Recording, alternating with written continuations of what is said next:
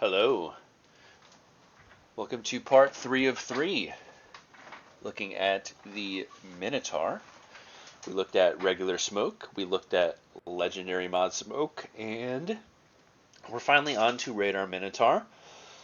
And Radar Minotaur is probably my favorite cruiser in the game. Is it as relaxing or easy to play as legendary mod or even regular smoke Minnow? Absolutely not. But is it potentially very fun? Yes, it is. However, I mentioned this a couple of times in the other two Minotaur videos, parts 1 and 2. It's a little more matchmaker dependent. And you recall I mentioned low DD count games, CV games, and sub games. And here we go, baby. Game 1. Game 1, I played 2 games in the Radar Minotaur today. And, game 1 was an experience, let's just say that. Minotaur has decent AA, but it does not have anything close to deterrence level AA. It is not a G-Nan, it is not an Austin, it is not a, if you fully spec, if you fully build into the AA on Minotaur, do you get pretty good AA? Yeah, you do. Unfortunately, it's really not a ship you can afford to do that in unless you want to just kind of troll. We've got 2 subs and a carrier, and their carrier is going to kind of decide that I'm his little piggy. I'm his little piggy and he wants me to squeal. So, it's going to be a bit of a fucked game. Spoiler alert. I'm trying to find some impact. So the Shima's on B. I would love to push in and radar him. But the Cecilia is a major, major problem. The Yamato probably can't hit me. The Duncan is behind an island. But the Cecilia vomits out so many shells. And actually twice. I can't speak English today. The Cecilia is actually scarier, I think, as a Minotaur player than the Colombo. And the reason for that is Colombo players love to use sap. A lot of them refuse to touch the 2 key ever. And Minotaur is one of those light cruisers where in a ship like Colombo, the AP is going to dev strike it like 70% of the time at almost any angle. And the sap is going to maybe give you a nice 15 to 25k, but you're never going to one-shot it. So the fact that Cecilia players are 90% of the time AP loaded is the reason why I say that it's basically scarier, because you're more likely to be shot at by AP than a Colombo. So, CV's spotting me again. I'm, spotted, so let's hit the radar, and it's a sub. So, not only did I completely waste a radar to spot a sub for 4 seconds, yeah, you don't get airstrike planes. You don't get ASW planes in the Minotaur. So, at least in something like Brisbane, I might look at Brisbane after this because it is kind of relevant, plays similarly. In the Brisbane, that would not have been a wasted radar. It actually wouldn't have been, because I would get 2 immediately. That's right. Like, he aimed very slightly more midsection, so I got ricochets and overpens. But if that was like just behind me in the turret area, that salvo. I mean, you saw how disgusting the dispersion was for Cecilia accuracy. That easily could have been a dev strike if it was just like 10 meters behind me. So the radar is totally wasted now. But the Duncan is going away, and so is the Cecilia. So at some point, I would like to push into B and radar the Shima. I mean, after all, if I'm not radaring, then I am just a super, super dog shit version of Smoke Minotaur with no smoke. So I'm trying to find impact. I want to use the radars. I went over to C, totally wasted one on the sub. No ability to damage him once radaring him.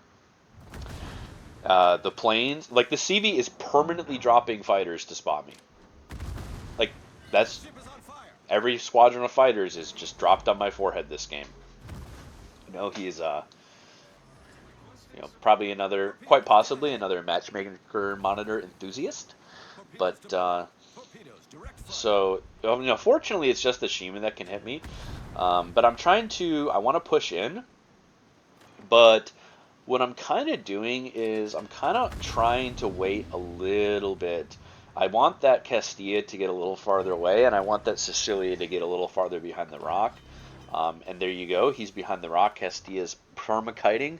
So it's really just the Duncan that's likely to hit me when I push in. So I'm going to push in, and I'm going to get on this island, and I'm going to wait a little bit longer because what I want to do is get on the rock and then sweep out radar and shoot at the Shima. But doing that before the Hydro is back would probably be a super, super retarded play to make because I am located. It's almost 100% certain it is the Shima locating me. And if he sees that his RPF, right now is like this, if he sees that it goes like this, he's very likely to spam torps or even just wait till I come out and get spotted and spam torps. So I want to peel out and radar him, but I want to do it in a way that will not, risk me getting one shot by blind torps. So I'm just going to wait just a little bit longer here. Use the Hydro. No torps are coming. Great, then I can pop out. But now the CV's back, and he's got fresh fighters. He's feeding me planes. And this is why, if you remember in my other two videos, I suggested you could drop a location for the 4-point AA skill. Yeah, this would be a game where the 4-point AA skill would have been pretty cool. CV just permanently griefing me all game. But so I just want to shoot down these fighters. I've got the Hydron, so the torps are not coming. The Shima thinks I'm coming to a halt, right? Because I'm stopping. CV's coming in with the rockets, so I gotta wait a little bit longer. Yeah, so you see the big numbers I'm getting when he's hitting flak, but then you see how kind of shit the DPS is. Yeah, that's kind of the problem with Minotaur, and even if you take defensive fire on it, unless they gobble flak, you're still just not really shooting down many planes. Alright, so the planes are gone. Planes are gone. Hydra's up. No torps are coming. Now we can push out and radar. And the planes are coming again, but it's fine. I'm already spotted anyway. And the Shima is smoking while radared.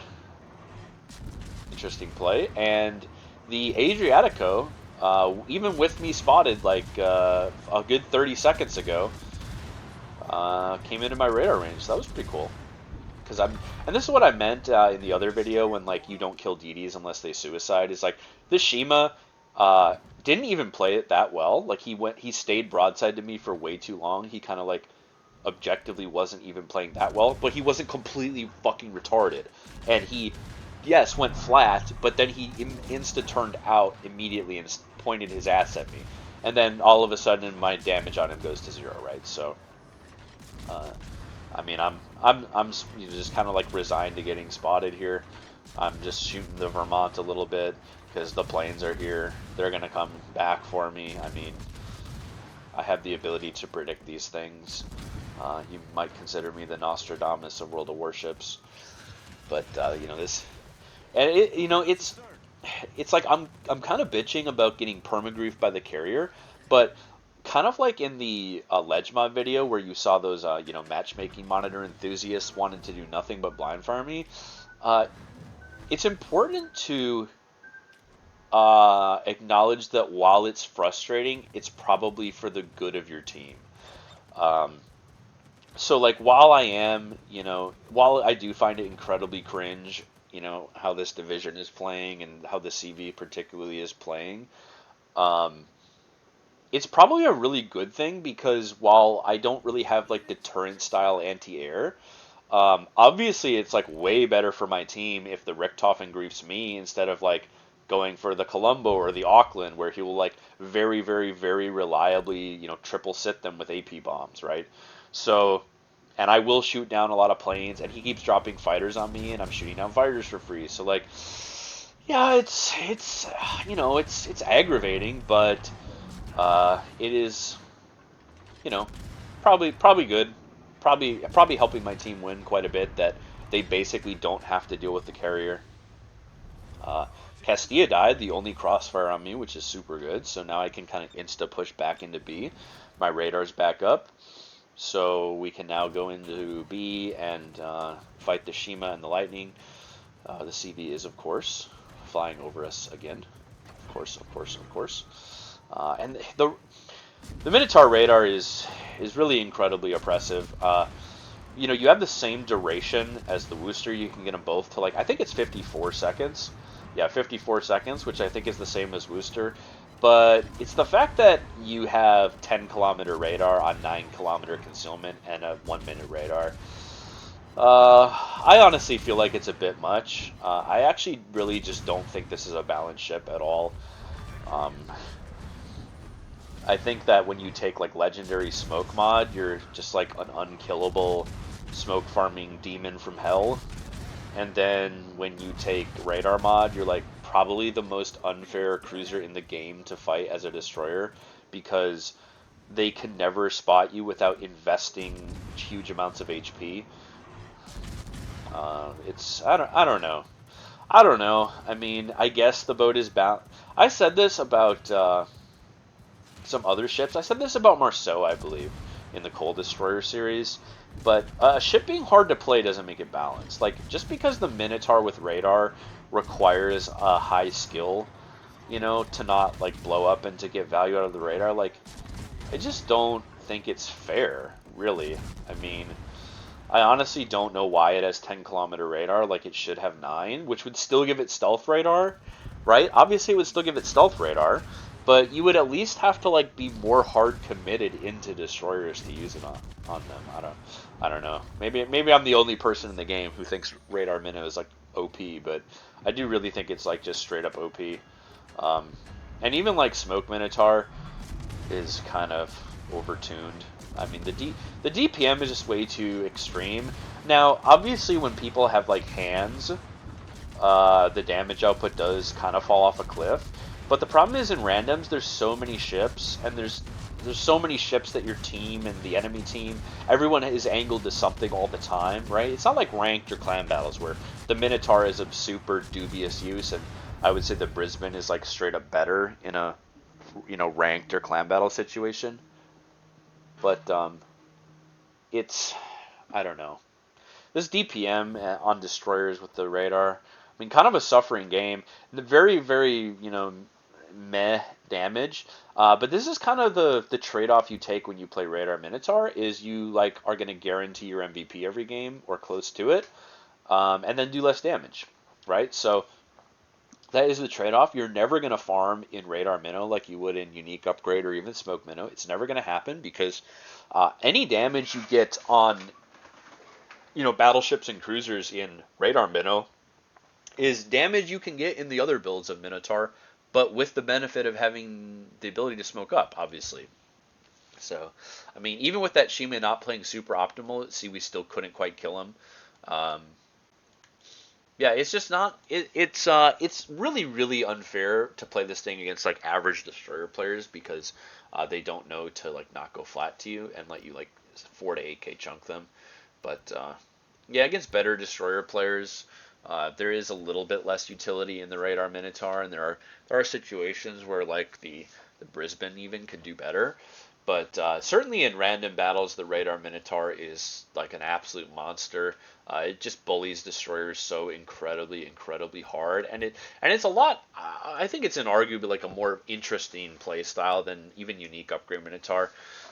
While Unique Upgrade Minnow is way better than regular Smoke, I think that Radar Minotaur, potentially has more game impact than UU Minnow, but but it is kind of, obviously it's kind of teammate reliant, right? Because like that game, for example, the Essex, like, kind of part of the point of playing Essex is to build into interceptors. Like that is basically half of the value of the ship. One is the smoke that it gives your allies, and two is the incredibly good interceptors that are kind of built in and incentivize you to build for it. And our Essex player like just has no idea what he's doing. He could have just dropped interceptors over the middle cap because he was basically flying near the middle cap all game. So like he could have 100% shut down everything that their Richthofen. Like, look at their Richthofen. He's bottom of the team because he just wanted to grief me all game, right? Like, super fucking cringe gameplay, obviously. But this Essex player, like, if he was any good, I would have, like, just turbo dominated and dumpstered the enemy team because, Like if I was in this Essex and I saw my Minotaur player taking an aggressive central position to raid our DDs, I would be perma smoking and perma interceptor dropping on him, right? Like any good Essex player would be doing that. So when I say like it's team reliant, I mean like it's not team reliant in the sense that you cannot succeed without a good team. It's team reliant in the sense that if you've got one teammate with fucking room temp IQ that has any ability to enable you to play aggressively, then all of a sudden the Radar Minotaur just insta wins you games. And that's kind of my overall point. Like when you play Ledge Mod or Smoke Minotaur, yeah, you have a little bit of team rate reliant on the spotting, but the spotting is definitely more predictable a lot of the time. Like there's plenty of situations, right, where like your Montana's 13 or 14 from their Montana. Neither of those guys are ever going dark. You can smoke and farm, right? The Radar Minotaur is more like it's always pretty good. Like this is a better game, right? There's more destroyers, and the sub is not on my flank, so this is much better. And the Immelman is a probably like overall a less problematic uh, carrier for me to fight in the Minotaur because a lot of his damage is dealt through fire, and that's fine because I have a super heal, obviously, right? Um, so but now again, if my Essex was not a cuck and knew what the point of playing Essex was, he would immediately fly over here and he would start dropping smoke, or he would like smoke the Stalingrad, or he would like smoke the Yodo or something. So he's just like your average Essex player who just plays it like a shitty midway. Um, but now this Shima, right? Okay, I pinged him and I asked him to smoke. He's gonna smoke for me, and Radar Minotaur is good. They have DDs on the cap. But if you have one teammate, one teammate in this thing who has a fucking brain and cares about winning, it's like you almost can't lose. Like, you almost cannot fucking lose in this ship when you have a decent destroyer with smoke. Um, like, he stayed full speed. He just gave me this smoke, and we just win the game now. Like, we basically just win the game because of this one smoke screen that my teammate gave me. This Shima is caught flat broad to Minotaur. He either beaches or stays broadside to me, and you rape DDs faster than anything but Reload Boost Austin, basically. This guy is just instantaneously dead. The radar is only half over, and I was like, maybe I sit here. Oh, the gearing's coming out? Oh, okay. Gearing's coming out? I'm coming out, right? So radar still has 20 fucking seconds left on it. I mean, it's kind of gross. It's kind of gross. It's kind of gross. He lives a little longer because he beached, but I mean, this guy is, guaranteed dead. Guaranteed dead.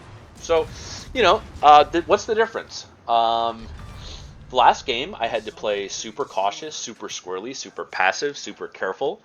Time my pushes, time my radar usage super well. And then all of a sudden, I have this fucking average or better teammate who just hits the fucking smoke key, right? He just hits the smoke key and wins us the game. And that is, kind of a really good polar opposite. I love when these back-to-back games like perfectly highlight the issues and advantages of a ship. But like, that first game, I found game impact, right? I found game impact because the CV targeted me, and I found game impact because I, waited a long time and made a move and got to use my radar a little bit. But, right, I had to work for it because I had no help. And now I have a teammate who decides that winning matters more than farming damage, and it's just it's just a fucking free win. It's just an unlosable situation. And the fact that, the Shima did that once means he'll probably do it again. So I'm just going to like permanently push. I'm never going to stop, because if he's willing to do that smoke for me one time, I basically can guarantee you he'll keep doing it. And this is the thing with like good teammates versus bad teammates, just kind of as an aside, is it's not just like that one situation helped me and got me some damage. It's like I know I can play a certain way now. He's doing it again. He's doing it again. I mean, like, does this guy need head? Like, does he need head? You know? I mean, he's just winning us the fucking game by letting me play like an aggressive bot, and I'm in radar range of Hayate, and I can kill him for free because I have the smoke. Like, I can open up. There's zero risk here now. And, like, what is the Shima gonna, I mean, to be fair, like, what is he gonna use his smoke screen for, right? Obviously nothing.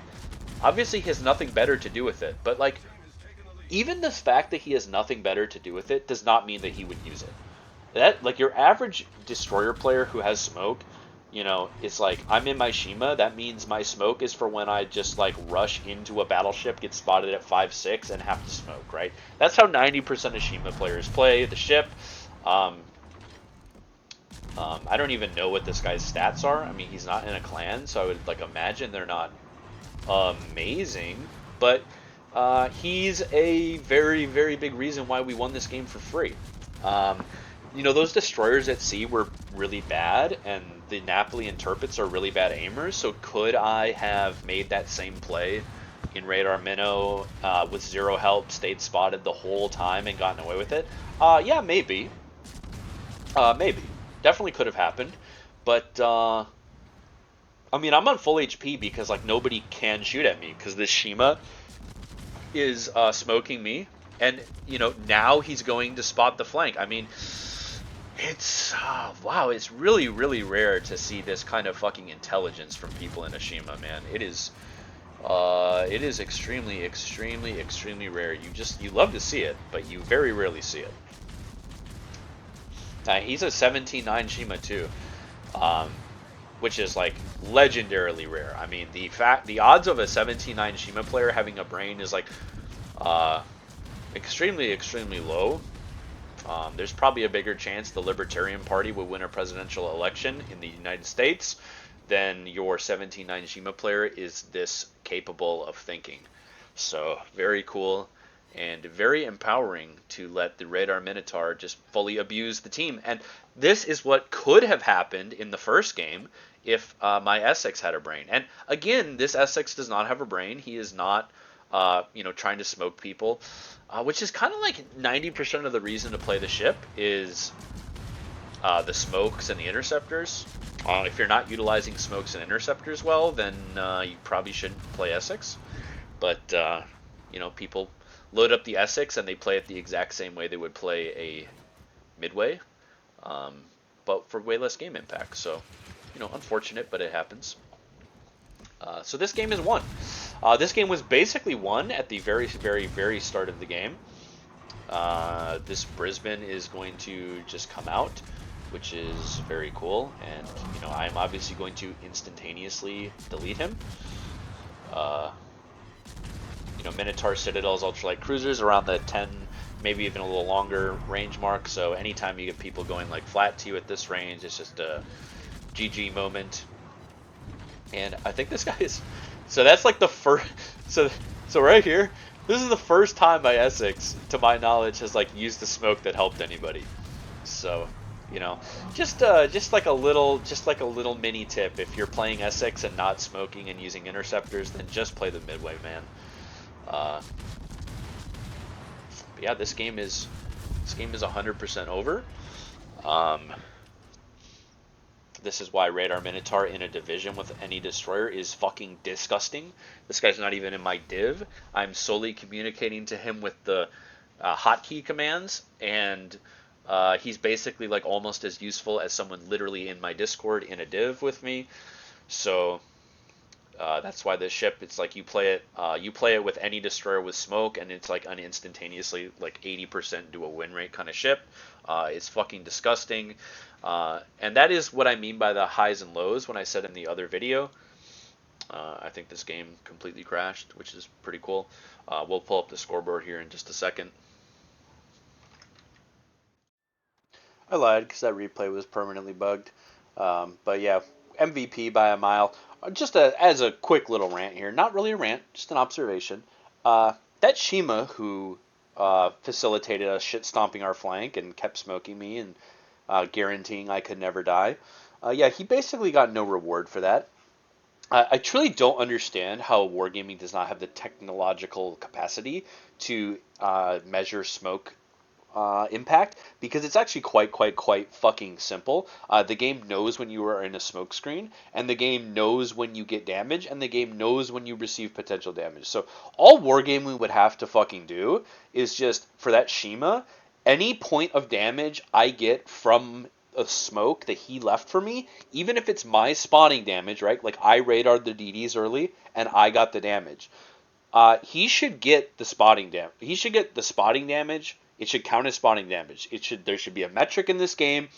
Ally damage from smokescreen, it would count the same as spotting damage. Likewise, he should receive the rewards for any potential damage I take in the smokescreen, because it stands to reason that if I receive potential damage in the smokescreen, that it was mitigated in large part because I was smoked.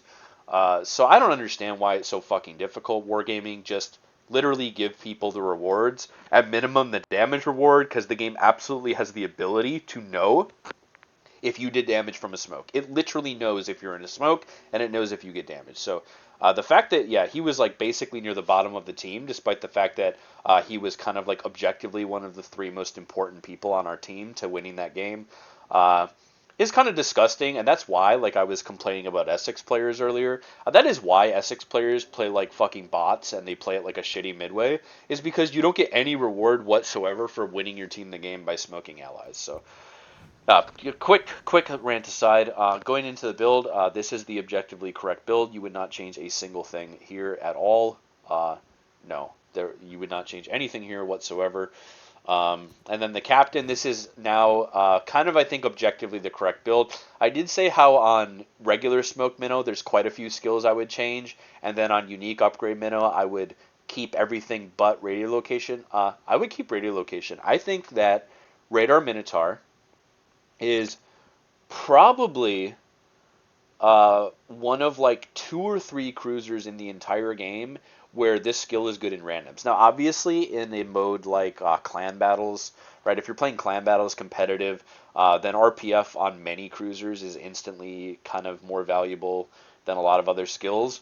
But certainly in randoms, the Minotaur and I think the Brisbane, uh, although Brisbane benefits a lot from Torp skills, so maybe not. But Minotaur for sure. This is like almost, I think, objectively the correct build, because dropping radio location for really anything else is kind of bait, because you're really kind of the only cruiser that like can actively aggressively hunt destroyers, because you have both the stealth radar and the damage output. Even something like Brisbane, the radar doesn't last that long and your damage output is gimped.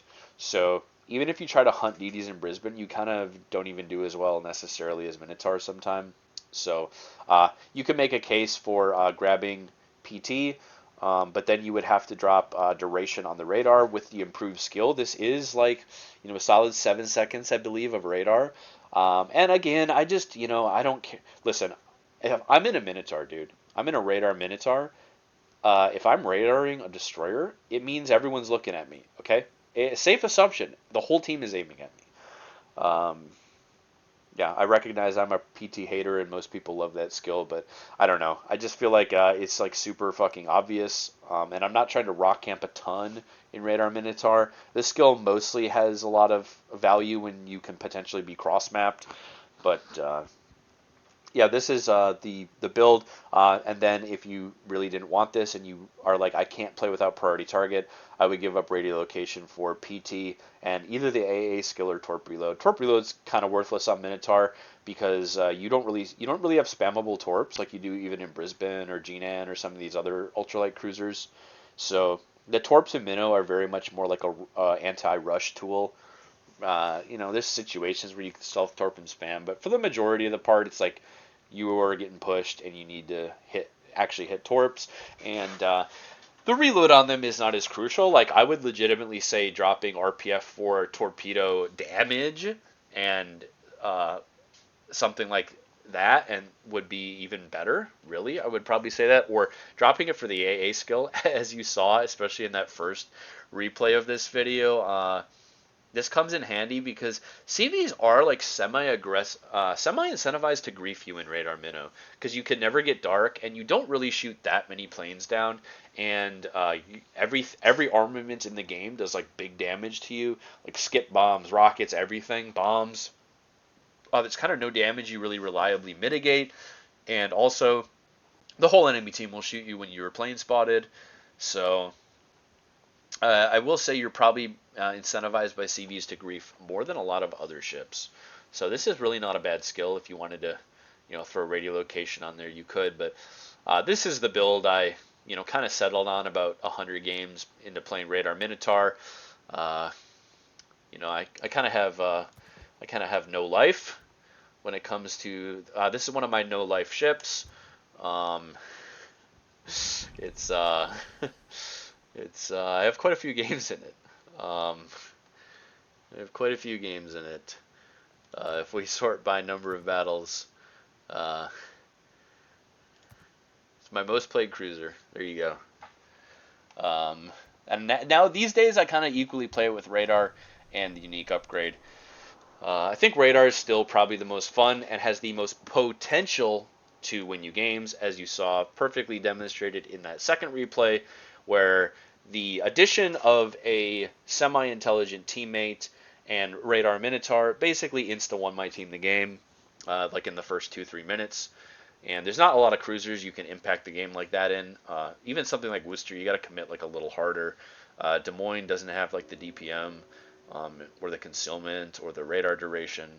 Uh, yeah, the ship just scales really well if you get any kind of teammate help. Any kind of teammate help. You do super well. And then real quick, like we did in the other two, we'll spend 2 seconds looking at the armor. Um, you blow up. It's definitely, this is the hardest version of Minotaur to play for sure, because it's the least survivable. Kind of objectively speaking, it's the least survivable, right? There are situations, especially with subs. Subs are like an incredibly, incredibly, incredibly griefing hard counter to Minotaur because of your detection. Let's talk about that real quick. Your concealment by air and by depths, which is the same, is 6.9 kilometers. Uh, so it's so a sub at Periscope has a 2 kilometer buffer. Even something like Des Moines has less of a buffer, right? Mino and Worcester get griefed extremely hard by subs, more than a lot of ships because of how big the buffer range is. Like a lot of these other cruisers, like I think even Des Moines has a, we can look like super quick. But yeah, I want to say like Des Moines has a better air detect. Yeah, this is with no captain. Yeah, Des Moines has a better air detect. So, um, you know, subs really, really grief you, and you don't have depth charges. Like, you probably get griefed harder by subs in the Minotaur than I'm trying to think of any other cruiser that gets griefed harder by subs than Radar Minotaur specifically, because well, number one, you don't have depth charges planes, so you can basically never do damage to the sub. And number two, they kind of grief your radar because if you get spotted, something has to be within 9 km of you. So you hit the radar, but it's a sub, and then they insta dive, and because you have AP only, you do negative damage as they dive, and then you can't even airstrike them. Like Brisbane does so much better against subs because yeah, the radar is wasted in the sense that like you didn't catch a destroyer maybe, but you have ASW planes. So there's a really good chance the sub you just radared is in your ASW plane range. And even though the radar only shows him to you for a few seconds and you can't damage him with guns, you at least can maybe get some damage with the ASW planes. So Minotaur does very, very, very horribly in sub lobbies. I have truly no idea why it doesn't get ASW planes. Why any cruiser doesn't get ASW planes. It's fucking, frankly, absurd. It's fucking stupid and ridiculous as fuck that there are cruisers in this game with no airstrikes against submarines, but also don't have, like, mega stealth. At least some cruisers, right, like Zhao, for example, it has the sub-surveillance, which is funny because Zhao was, like, one of the few ships that didn't need it. Um, I'm pretty sure they gave Zhao submarine surveillance, right? I mean, we're kind of going off on a tangent here. I apologize, but kind of like the overall arching point. Yeah, because like the Zhao has like really good detect. It gets down to 5.8. I have no captain, but you get down to 5.8, and when you run Hydro on the Zhao, the sub has a 0.8 kilometer buffer range to spot you at periscope and not be hydroed. Minotaur is a 2 kilometer buffer range, and you don't get planes, so um, I think it'd be yeah. I think it's really tragic that you know this ship has basically no ability to fight subs in any way. It's not even like that fast. You're actually kind of slow. With a flag, you're like 35 knots barely, I believe. Yeah, 35.2 with the speed flag. So you're actually quite slow in the Minotaur. So subs just like permanently grief you. Now, obviously, if you have the smoke, you're a little more survivable against subs. But like, yeah, this is probably one of the easiest cruisers in the game to just turbo grief in a submarine because it can't slow down. So when you're kiting away, like a big dodging ability of cruisers and battleships is you like the torps come in at an angle and then you slow down and turn and the torps kind of sweep past you. Well, this thing doesn't decelerate worth a fuck, so you can't dodge torps like ever in this thing. By if you're pinged like one midship ping by a submarine, like good night, and you're pretty fat. So yeah, you do get like super super turbo griefed by submarines in radar minnow, which is kind of another selling point of using the smoke in Minotaur is you're much more resilient against submarine matchmaker. But you obviously can't just like insta win games like that second replay. All right, we're just kind of rambling at this point. We'll end the video. That was Minotaur Part 3, looking at the radar. Might do Brisbane next because it's kind of a very logical continuation. It's almost really like Minotaur Part 4, really, because it's like almost just a side grade to the Minnow in many ways. But yeah, anyway, thank you for watching. I'll see you in the next one.